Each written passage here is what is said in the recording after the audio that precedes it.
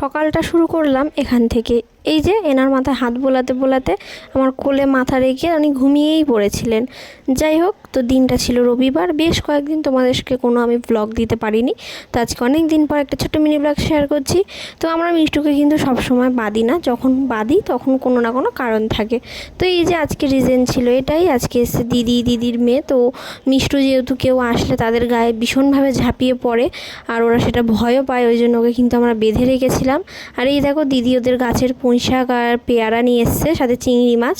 সকালের টিফিনটা কিন্তু আমরা করে নিলাম, করে নিয়ে সোজা চলে গেছি দুপুরে রান্নার দিকে। রান্না আজকে মেনু ছিল চিকেন আর চিংড়ি মাছ দিয়ে পুঁই শাক। তো দেখো এখানে মিষ্টু নিচে বাঁধা, আর ওদিকে দিদির মেয়েটা উপরে খেলছে।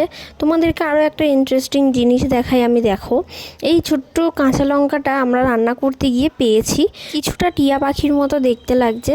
তো যাই হোক, ভিডিওটা কেমন লাগলো কমেন্টে জানিও, ভালো লাগলে লাইক করে দেবে।